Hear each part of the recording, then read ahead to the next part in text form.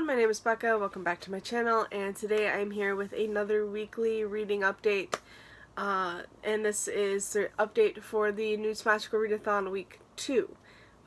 Today starts the first day of Week 3, so I need to update you guys on what I read for Week 2. I think I had a really pretty decent week. I finished 5 books, and I'm in the middle. Well, I've started 2 more, so I think I'm doing pretty good. So the first book that I completed was Wicked Fox by Cat Cho, and I would just try and tell you a synopsis of this book, but I have, and it was pretty awful. So we're just gonna read it right from the flap. 18-year-old Gu Myung has a secret. She's a gumiho, a 9-tailed fox who survives by consuming the energy of men, but she's also half human and has a soft spot for people. So she won't kill indiscriminately. With the help of a shaman, Myung only takes the lives of men who have committed terrible crimes. Devouring their life force is a morbid kind of justice, or so she tells herself. But killing men no one would ever miss in a bustling modern-day Seoul also helps Myung keep a low profile. She and her mother protect themselves by hiding in plain sight. That is until Myung crosses paths with a handsome boy her age as he's being attacked by a goblin in the woods. She breaks her mother's cardinal rule, revealing herself and her 9 tails to save Ji-hoon from certain death. In the process, she loses her fox speed, her gumiho soul. Without it, she will die. When Myung and Ji-hoon next meet, there's no doubt they are drawn to each other, but their tenuous romance could be over before it even begins. As Myung's efforts to restore her fox speed by the next full moon ensnare them in a generations-old feud, forcing Myung to choose between her immortal life and Ji-hoon's. Wow, did I say that totally off? Yeah, as Myung's efforts to restore her fox speed by the next full moon ensnare them in a generations-old feud, forcing Myung to choose between her immortal life and Ji-hoon's. An enthralling tale inspired by Korean folklore and set in a rich contemporary fantasy world, Wicked Fox is an absorbing love story that heralds the arrival of the exciting new voice in YA. Okay, so yeah, I tried explaining this book and whoa, could I not do it. So I started saying things and I started going back and saying things. It was pretty awful. So yeah, I wanted to spare you from that. So if you've ever watched a Korean drama, like if you've ever watched a K-drama or an Asian drama, anything, you would very much like this. It's very much structured like a plot from a K-drama. And again, like we follow our 9-tailed fox, Myung, and the human boy, Ji-hoon, and Myung saves Ji-hoon from a goblin, and they end up meeting again in school, like, soon after that, because Myung is new to Seoul, and she has to attend school, and so she's new to his class, and he ends up she doesn't want friends, and he ends up inserting himself into her life anyway, because it's like, screw you, you're going to have friends whether you like it or not. This was just really, really good. I do feel like the romance, a lot of people say it's very insta-lovey, and I feel like, I guess it sort of is insta-lovey, but it's not as insta-lovey as a lot of other books that I've read. Where like the first glance, oh my god, I'm in love. It's literally like they've met, they pretty much know each other, and yeah, I mean, they say I love you kind of early, but I can deal with it. Again, if you've watched a K-drama, that's pretty apparent in those anyway, so it's pretty common, and I can live with it. And I feel like with other like books that have insta-love, it doesn't necessarily work well, and I've always said that I don't mind insta-love as long as it works well, and I feel like in this book it does, and yeah, I just really loved it. I do feel like some of the plot reveals were kind of predictable, but that was fine. Like, again, K-dramas are meant to be predictable. I'm supposed to see this happening. It's drama. I'm okay with it. And again, I really, really loved it. I have really been like craving K-dramas because I have been watching a lot of them, and this just felt like consuming another K-drama, and I gave it 5 stars. I love this book a lot. This was great. I think there is going to be a second book, right?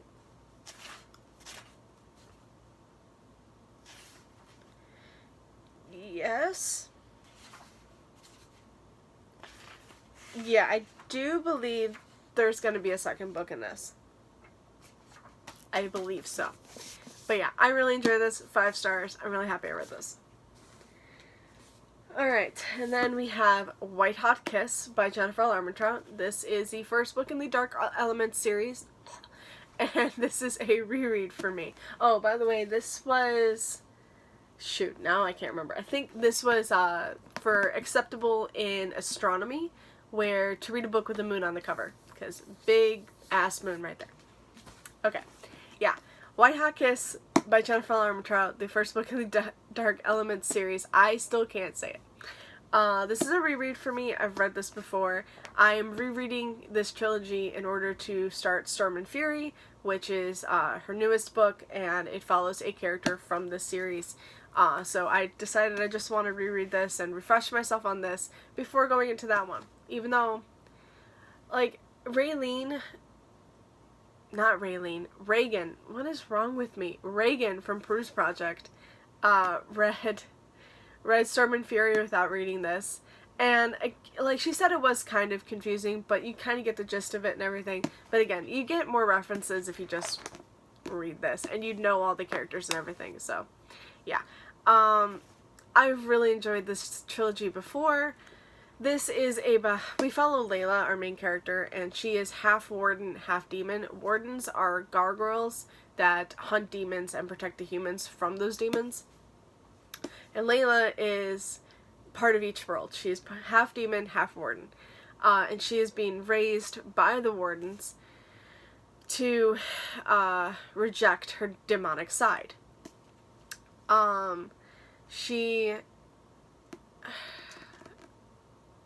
has this crush on Zane, who is a warden. He's a pure-blooded warden. Why can't I find words? He's a pure-blooded warden, and she's had a crush on him for years, ever since, she lived, ever since she started living with them, she has had a crush on him. And, they've always had, like, this sibling bond kind of thing. Also, yeah, see, this is why I don't tell synopsises, because I keep forgetting things. Layla has an ability, and it's kind of a curse. She, if she kisses someone, if she gets close enough to, like, kiss a man, she can suck the soul right out of him. So, I mean, these are somewhat, the same in that regard. So, Layla can't kiss anybody because, that's an issue. If you have a soul, it's gone. She gonna take that. And so Layla's, what am I talking about? Layla is out tagging demons to help the wardens hunt them down because she has, these abilities, and she's perfectly fine. Like, she can see souls. That's, so because of her ability to, like, suck the soul out of somebody, she can see souls, and so she can tell, like, demons when she sees them. So yeah, she's out tagging demons, and she ends up tagging the wrong demon. But she is saved. She's, like, rescued by this other demon, an upper level demon. And his name is Roth. And he has sort of been watching Layla for a pretty long time. For years. And there's a reason, but I can't tell you because it would kind of spoil things. But yeah, it's something about Layla's lineage and her family that, demons are after her, and Roth is trying to protect her, and yeah. But is Layla going to betray her warden family for this demon? I don't know. Yeah, okay, yeah. I'm okay with it. Also, Roth is a demon, and they kiss, and it's perfectly fine, because, again, Roth is a demon. He don't have a soul. Yeah. Like, can you tell that I'm like, this is definitely a love triangle between Layla, Zane, and Roth. But Roth is always going to be the better one. Can you tell I'm always pro-Roth and anti-Zane? I love Zane. Zane and Layla have, like, the sibling bond, like I said. And I feel like Zane is just...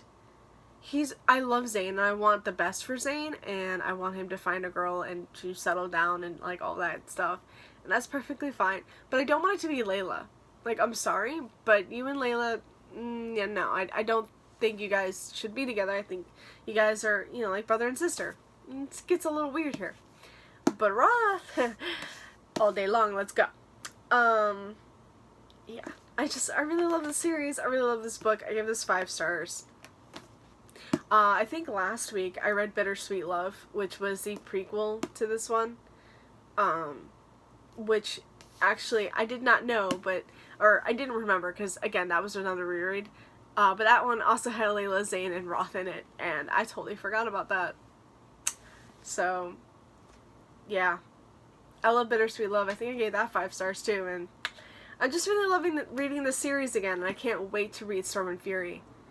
Which, if I tell you who that one follows, it might be a spoiler. So, I'm not going to, but yeah, I'm really, really looking forward to it. Okay, next up. Actually, let's talk about The Simple Wild by K.A. Tucker. Come back. No, come back. There we go. The Simple Wild by K.A. Tucker. So, I read this on Scribd. The ebook is on Scribd. I believe possibly the audiobook is as well, but I read it as an ebook. And I read it in literally like one day. I read like 400 pages in one day, and then I read like the last like 50 to 70 pages the next morning. So, The Simple Wild follows, I can't remember names. Kala Lily, yeah. The Simple Wild follows Kala, who lives in Toronto. Her mother and her moved to Toronto when Kala was like a year and a half. They left Alaska and her father behind. So Kala's not really, she doesn't really know her dad. She's never really met him. She hasn't seen him since she's a year and a half. And so we follow Kala in the beginning of this book when she's like 26. Yeah, so it's like 25 years later. And Kala is just having a really shitty day. She gets fired from her job, finds out her boyfriend's semi-cheating on her. Not really, but close. And she finds out her dad is sick. He has cancer, and he's dying. So Kala decides to go to Alaska to see him, to finally get to know him, because they haven't talked in 12 years, and before that it was very limited. So she decides that she really wants to go to Alaska, get to know him, and hopefully like help him throughout this time. And of course, on her way to this small town in Alaska, she meets Jonah, who's actually the next door neighbor. Okay. Her dad is a pilot. He owns this company of like planes, and he pilots one of the planes. And Jonah is also a pilot, which is how they meet. So good. So bad, but so good. And it's a very like hate to love, but it's so good. And like the relationships in this is really special. Obviously the romance between Kala and Jonah is amazing. That hate to love is just superb. Okay? It's perfect. But the relationship between Ren and Kala is just heartwarming. Like at first it's heartbreaking, but as of course the book goes on, it's very heartwarming. And like if you don't have a box of tissues while you're reading this book, you should really have one, because this book brought out so much, like so many emotions. I read Second Chance Summer by Morgan Matson years ago, and reading that was hard, because that is also about a father who is dying and about a daughter coming to terms with it, you know. This is also one of those. This is more adult, obviously, but still. It's still hard. And I thought Second Chance Summer was one of the hardest books I've ever read. This one hurt so much. I am literally tearing up just thinking about it. Oh my god. Obviously this is 5 out of 5 stars. One of the best books I've ever read, and I really want my own copy. So bad. I was gonna do another, like, I Wish You All the Best, how I read 10 pages, cried my eyes out, and bought the book because I got it from the library, and so I went and bought my own copy off of Amazon, and I almost did it with this, but I didn't. I had to restrain myself because I'm broke. But I really, really wanted to. Okay. Alright. 5 out of 5 stars. Wait, I did not say, shoot. White Hot Kiss was acceptable for Charms? Is that it? To read a white book? Is that the one? No, Divination? To read a white book? Is that Divination? I don't remember. I think it's Divination, actually. And The Simple Wild was the Exceeds Expectations.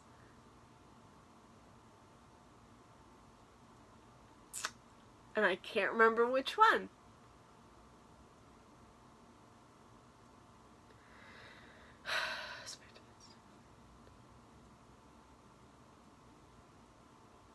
I don't know. It's definitely an Exceeds Expectations round, but I don't know which one. And obviously my notebooks are over there, and I can't remember. So I can't remember. Alright, next up, I listened to Romanoff by Nadine Brandes. I actually just finished this yesterday. And this is a historical fiction retelling of Anastasia, and there is, like, a hint of magic throughout. I mean, it's got magic in it, but it's not like a fantasy based. Okay, how do I explain this? This isn't like fantastical. This is definitely more like historical fiction, but there is magic throughout the book.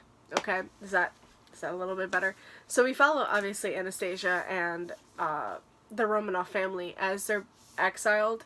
They must abdicate the throne, and they are exiled by the Red Army, the Bolshevik Army, and they're being like pretty much held prisoner in this house by the Bolsheviks.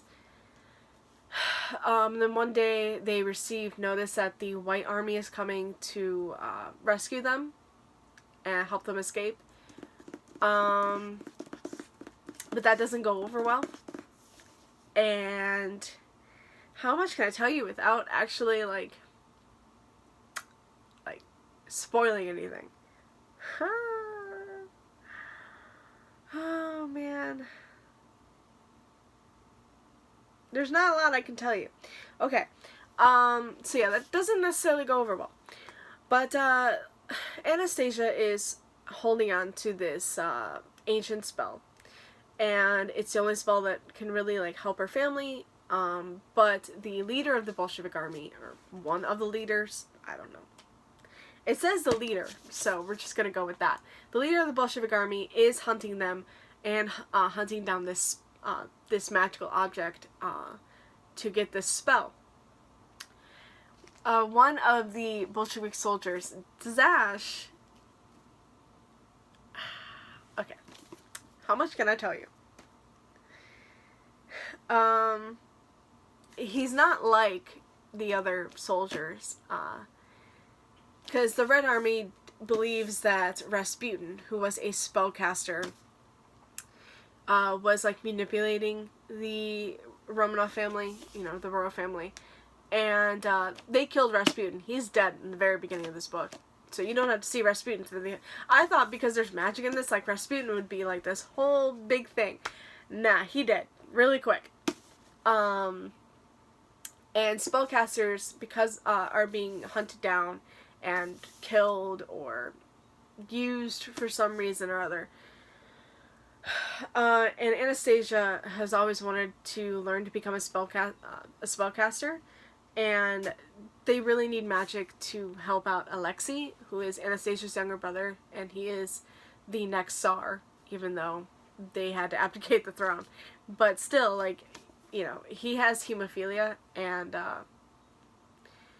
he has a hard time getting up and, you know, doing anything.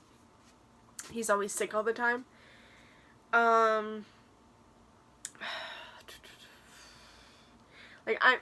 Just like with Wicked Fox, this is very hard, okay? So Anastasia has to enlist help from Zash to help out her family, you know, to, like, it says her only chances of saving herself and her family are either to release the spell and deal with the consequences, or to enlist help from Zash, the handsome soldier who doesn't act like the average Bolshevik. Yeah. Nastya is Anastasia, by the way, that's her nickname. Has only dabbled in magic, but it doesn't frighten her half as much as her growing attraction to Zash. She likes him. She thinks he might even like her. That is until he's on one side of a firing squad, or she's on one side of this firing squad, and he's on the other. Yeah, that was the thing. This book, like I said, is very historical fiction with magic throughout. So if you're thinking like this is going to be more like fantastical, it doesn't read like a fantasy. It reads more like historical fiction. But I really loved it. I loved the audiobook. In the beginning of this book, I felt it was very... it was very hard to differentiate between the movie, obviously the Disney animated movie, and this book. Even though I read other Anastasia retellings, like, for some reason, I was just like, magic, Disney animated movie, I don't know. But, like, it was harder for me to get into this because, you know, all I was doing was thinking about that movie, and it was really nice because I don't think I've seen, like, I haven't seen an adaptation of Anastasia, like the Disney animated movie, The Secret Life of Anastasia, which I loved, by the way. Okay. And, which is another animated, adaptation of Anastasia. And, like, Heart of Iron, which is a Anastasia retelling set in space. But I haven't seen anything where the family hasn't died. The family is all alive in this. When you first meet them. Like, I'm trying really hard not to spoil anything. But the family is alive. Like, you get to see her papa, you get to see her mama, Alexei, Maria, Tatiana, and Olga, I think, are the other sisters' names. But yeah, they're all exiled, and they're all living in this home, being kept prisoner there, but they're all there. And I'm just like, I actually thought in the beginning of this book that Anastasia would be the only one left, and her family would all be dead. I was surprised to find that wasn't the case. But there were times where I felt like it did drag a little bit, because again, like, it is told like historical fiction-esque, and I'm just like, alright, let's get to the actual, like, magic and action and stuff like that. But I still really, really enjoyed this. This was just really good. I did actually really like the romance. I thought that was really well done. I gave this 4 stars. I really loved it. Especially towards the end. I really, really loved it. 4 stars. Alright, last book that I completed is The Caged Queen by Kristen Ciccarelli. Kristen Ciccarelli. This is the companion novel to Last Samsara, and we follow Roa and Dax. Dax is Asha's brother from the first book. If you remember, Asha was the princess in the first book, our main character. Dax is her brother. Roa is she is our main character in this one. She is a scrublender. So, okay, we have the Kingdom of Fyrgard. That's how I say it. That's how I call it. I have no idea how you're actually supposed to pronounce that name. But we have our Kingdom of Fyrgard, and outside of the kingdom is this, like, city of scrublenders. They are technically still part of Fearguard, but they have their own beliefs and things like that, though they do pay a tithe to the kingdom. But they are sort of like, this says it much better. Okay, so they are oppressed. They are under an oppressive reign from, Dax's father, the king. So, okay, we follow Roa, who is a noble daughter of this, in the Scrubland city.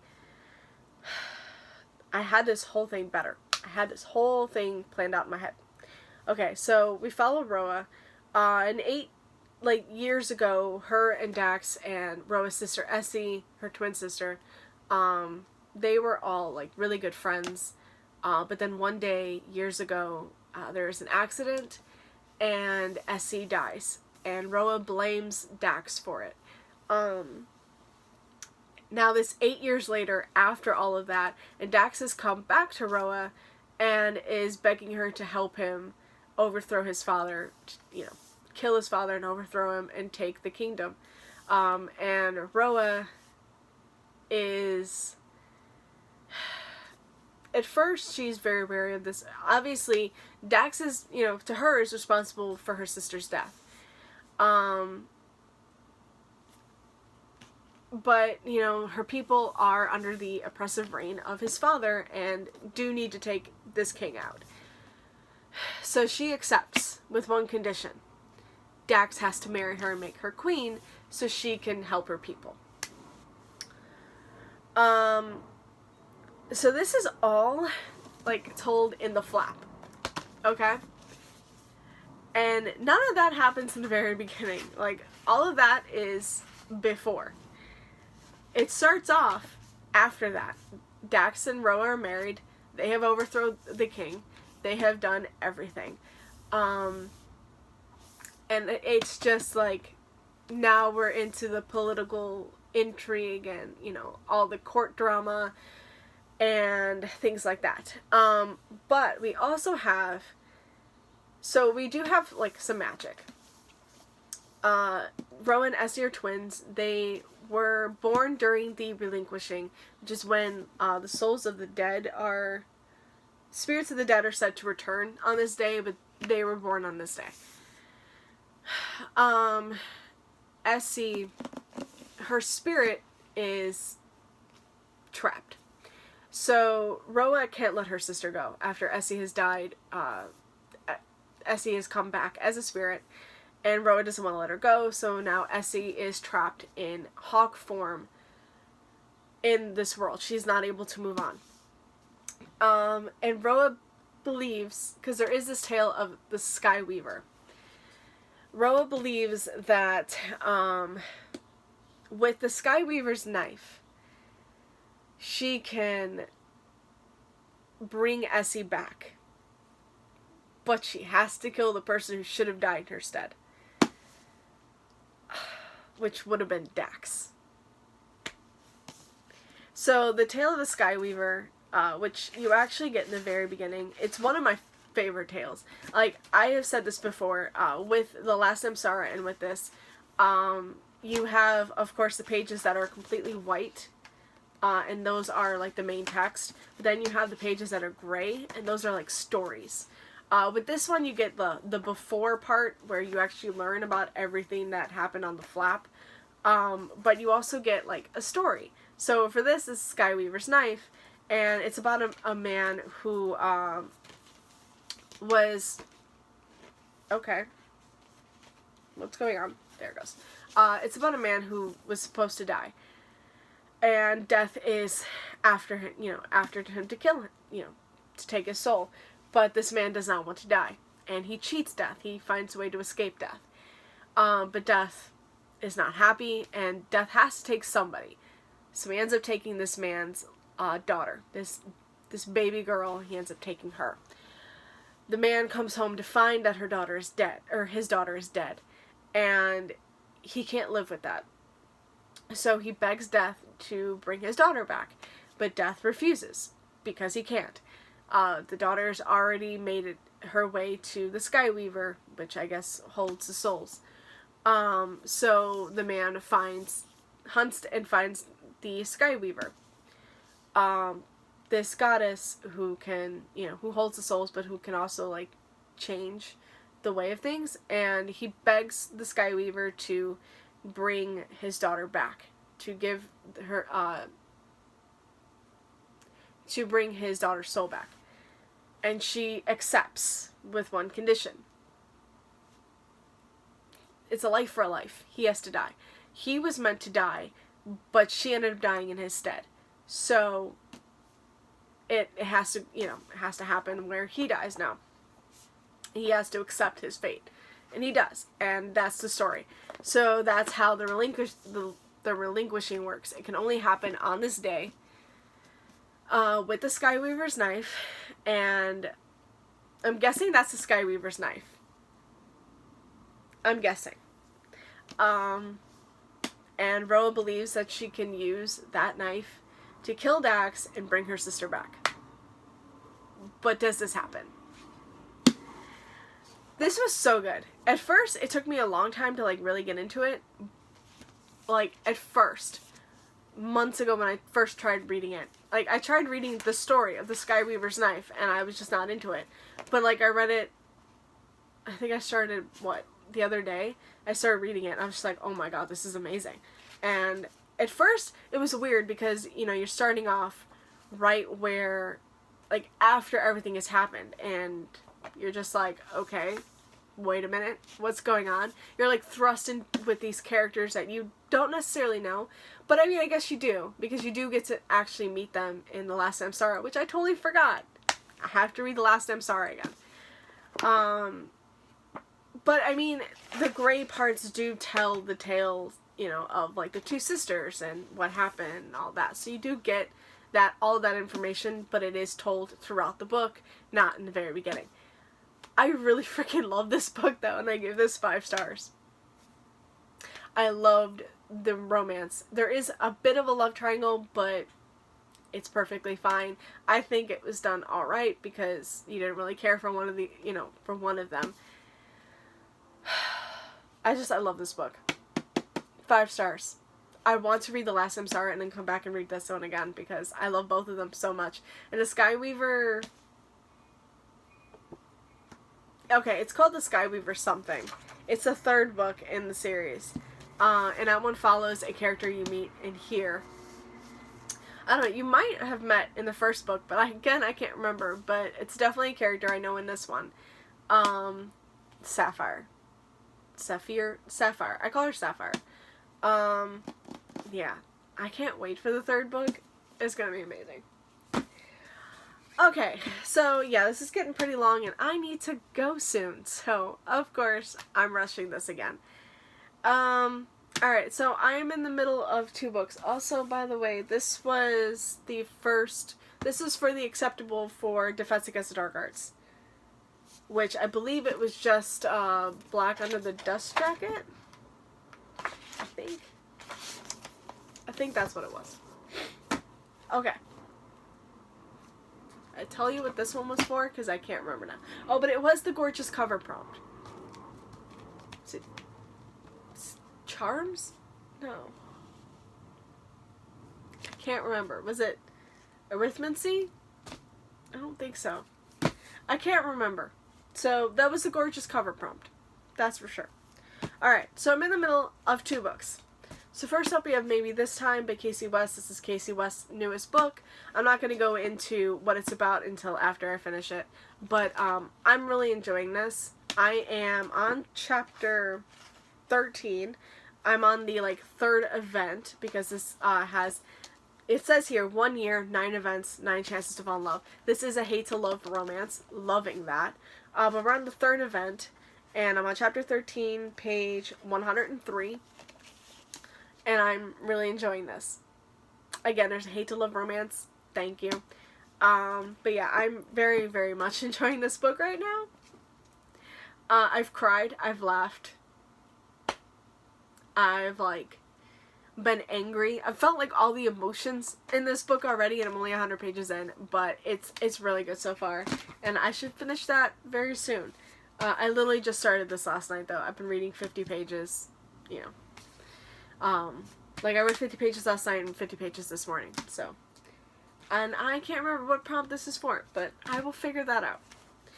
And then I'm also listening to Spin the Dawn by Elizabeth Lim. This is a Mulan meets Project Runway retelling. Yeah, this is Mulan meets Project Runway. And holy shit, am I loving this book. I am only listening to it, so I am on chapter 8, page 85, and this book is fantastic. Yeah, there is like oh god, you can't even see that, but it's like right here. It's the sun and the moon, I think. Sort of. Maybe it's just the sun. But, oh, it's pretty much that, I think. That, like, symbol. Which is the sun. But yeah, I am loving this book so much. Like, I loved it from the first page. And I love, this one has a map. Is this the one for the map? This one was the one for the photo element. No, this is the one that has flowers on the cover. Don't ask me for what exam, though, but it has for that. And this one, I believe, was the one for the map. And I can't even tell you. I think we're in Alandi, so we're like right here. But yeah. I am loving this book. It's so good. It's so good. Yeah, this might actually be one of my favorite books of the year. Though, I mean, I've said that for quite a bit. Here we go again, where I have too many 5-star books. And I might have like a top 20 favorite books, because I can't tell. Like, I can't narrow it down. It's gonna be too hard. Alright, but that's it. That's what I'm reading. Well, I'll check in again next week when I read some more. Oh my god. It's like I've forgotten how to do one of these videos. Alright, thank you guys so much for watching, and I'll see you again next time. Bye. Happy reading.